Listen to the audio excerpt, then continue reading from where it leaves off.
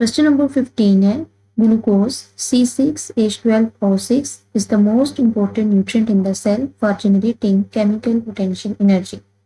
Calculate the mass percentage of each element in glucose and determine the number of carbon, hydrogen and oxygen atoms in 10.5 gram of the sample. ठीक है, इस question के 2 parts हैं। First part में हमने calculate करना है mass percentage हर element का ग्लूकोज में। ठीक है, ग्लूकोज में कौन कौन से एलिमेंट्स हैं? Carbon, hydrogen and oxygen. और हमने इन तीनों एलिमेंट्स की मैस परसेंटेज कैलकुलेट करनी है ग्लूकोज में। ठीक है, सेकेंड नंबर पे हमने क्या डिटरमिन करना है? Number of carbon, hydrogen and oxygen atoms in 10.5 gram of the sample. तो यहाँ पे सबसे पहले हम ग्लूकोज का मोलर मास कैलकुलेट कर लेते हैं। ठीक है, C6H12O6। तो किस तरह से मोलर मास कैलकुलेट करते हैं? हम हर एलिमेंट के एटॉमिक मास को प्लस कर लेंगे। ठीक है, इसमें जितने भी एलिमेंट्स हैं इस कंपाउंड में हम उनके एटॉमिक मासेस को प्लस कर लेंगे, तो that is equals to molar mass. फिर कार्बन का एटॉमिक मास होता है 12 और यहाँ पे कितने कार्बन है? टोटल 6। ठीक है, प्लस हाइड्रोजन का एटॉमिक मास होता है 1 और यहाँ पे टोटल कितने हाइड्रोजन है? 12। प्लस ऑक्सीजन का 16 और टोटल कितने ऑक्सीजन है? 6 ऑक्सीजन। ठीक है, तो ये आ जाएगा 72 प्लस 12 प्लस 96। ठीक है, ये टोटल आ जाएगा 180 ग्राम पर मोल। ठीक है, 180 ग्राम पर mole is the molar mass of glucose. ठीक है, अब हमने फर्स्ट पार्ट कैलकुलेट करना है mass percentage of each element in glucose. ठीक है, मास परसेंटेज कैलकुलेट करनी है। तो मास परसेंटेज हम कैसे कैलकुलेट करते हैं? जैसे हम अपने मार्क्स की परसेंटेज कैलकुलेट करते हैं। ठीक है, कैसे? हमने अपने मार्क्स की परसेंटेज निकालनी है, तो उसके लिए हम ऑब्टेन मार्क्स को डिवाइड कर देते हैं अपने टोटल मार्क्स से और उसको मल्टीप्लाई कर देते हैं 100 से। ठीक है, जैसे कि आपके अगर टोटल मार्क्स हैं 500 और उसमें से आपके आए हैं 450, तो आप 450 डिवाइडेड बाय 500 मल्टीप्लाइड बाय 100 कर दोगे तो आपके पास परसेंटेज आ जाएगी आपके मार्क्स की। इसी तरह से जब हमने मास परसेंटेज कैलकुलेट करनी है एलिमेंट्स की किसी कंपाउंड के अंदर, तो हम कंपाउंड के टोटल मास से डिवाइड कर देंगे उस एलिमेंट के मास को। ठीक है, तो यहाँ पे percentage of carbon, then percentage of hydrogen, then percentage of oxygen. ठीक है, ये मास परसेंटेज है। ठीक है, mass percentage of carbon, mass percentage of hydrogen and mass percentage of oxygen. यहाँ पे कार्बन का कितना मास है? 72। टोटल कितना है? 180 और मल्टीप्लाई किससे करेंगे? 100 से। ठीक है, इसको कैलकुलेट कर लेते हैं। इसी तरह से 12 डिवाइडेड बाय 180 मल्टीप्लाइड बाय 100। यहाँ पे क्या आ जाएगा? 96 divided by 180 and multiplied by 100। ठीक है, इनको कैलकुलेट कर लेते हैं। इसको करेंगे 72 डिवाइडेड बाय 180 मल्टीप्लाइड बाय 100, तो ये आ जाएगा 40%। कितना आ जाएगा? 40%।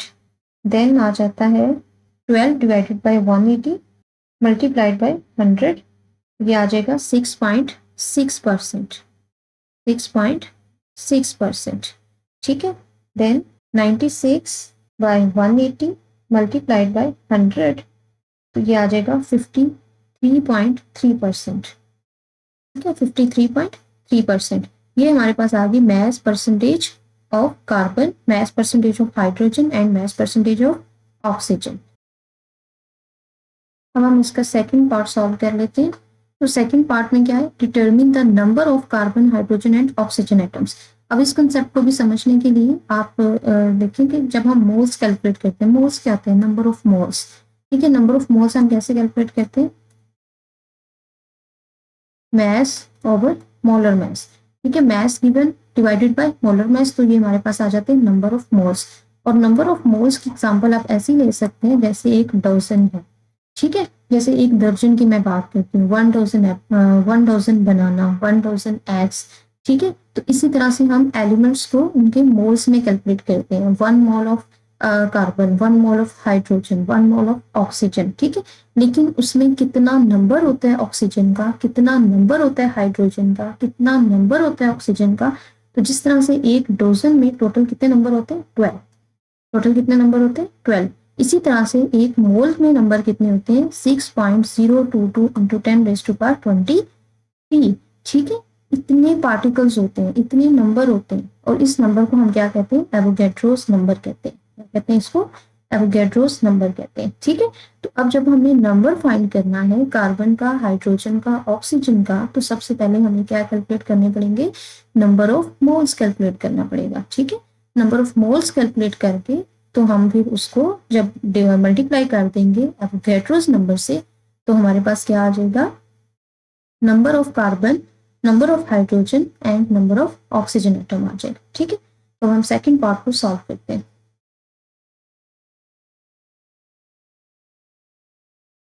अब हम सेकंड पार्ट को सॉल्व करेंगे। तो सेकंड पार्ट को सॉल्व करने के लिए हमें क्या फाइंड करना है, सबसे पहले नंबर ऑफ मोल्स फाइंड करने हैं, तो ही हम उसका नंबर फाइंड करेंगे ना एलिमेंट्स का। नंबर ऑफ मोल्स कैसे हम फाइंड करते हैं, मैस को डिवाइड कर देते हैं मोलर मैस से, ठीक है। तो ये हम नंबर ऑफ मोल्स किसके फाइंड कर रहे हैं, ग्लूकोज के। क्लियर। सैंपल का मैस कितना है, 10.5 ग्राम, और मोलर मैस हमने कितना कैलकुलेट किया, 180 ग्राम पर मोल। क्लियर। इन दोनों को डिवाइड कर लेते हैं तो नंबर ऑफ मोल्स आ जाएंगे 0.06 मोल्स। कितना आ जाएगा, 0.06 मोल्स। नंबर ऑफ मोल्स हमने फाइंड कर ली। नेक्स्ट हम फाइंड करेंगे नंबर ऑफ मॉलिक्यूल्स, ठीक है, यानी नंबर ऑफ ग्लूकोज फाइंड करेंगे हम यहाँ पे, 1 मोल में 0.06 मोल में कितने ग्लूकोज है। नंबर ऑफ मॉलिक्यूल्स फाइंड करने के लिए मोल्स को हम मल्टीप्लाई कर देते हैं एवोगैड्रोस नंबर से, ठीक है। तो नंबर ऑफ मोल्स यहाँ पे कितने हैं, 0.06, ये नंबर ऑफ मोल्स ही है, ठीक है, मल्टीप्लाइड बाय 6.022 इंटू 10⁻23। ये टोटल मॉलिक्यूल्स आ जाएंगे 0.335 0.335 मल्टीप्लाइड बाय 10⁻23 10⁻23, ठीक है। इतने जो है इसमें नंबर ऑफ मॉलिक्यूल्स आ जाएंगे। तो अब हमने क्या फाइंड करना है, इतने मॉलिक्यूल्स में हमने नंबर फाइंड करना है किसका, कार्बन, हाइड्रोजन और ऑक्सीजन एटम्स का, ठीक है। इसको हम रेशियो फॉर्मूला से फाइंड करेंगे।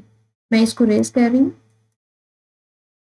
यहाँ पे रेशियो फॉर्मूला लगाते हैं, C6H12O6 ratio carbon, C6H12O6 ratio hydrogen, C6H12O6 ratio oxygen.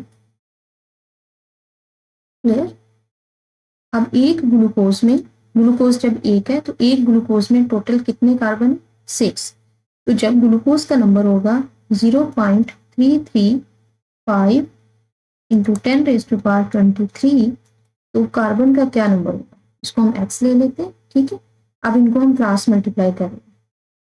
Similarly एक ग्लूकोज में हाइड्रोजन कितने, 12, तो 0.335 इंटू 10⁻23 ग्लूकोज में कितने हाइड्रोजन होंगे, x, ठीक है। सिमिलरली एक ग्लूकोज में कितने ऑक्सीजन है, टोटल 6, तो 0.335 इंटू 10⁻23 ग्लूकोज में कितने ऑक्सीजन होंगे, x।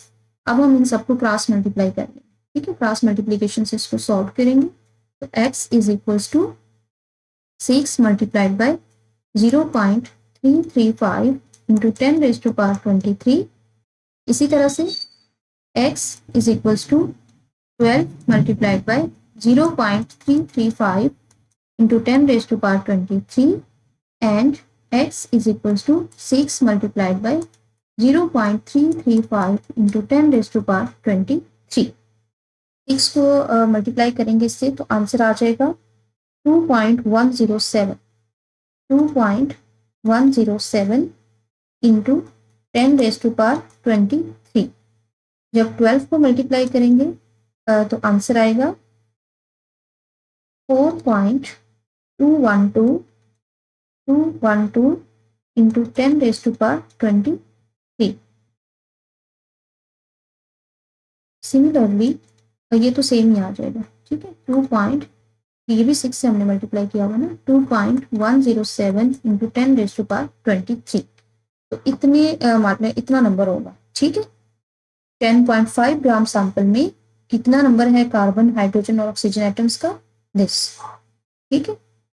कितना नंबर है कार्बन का, इतना नंबर है हाइड्रोजन का और इतना नंबर है ऑक्सीजन, क्लियर।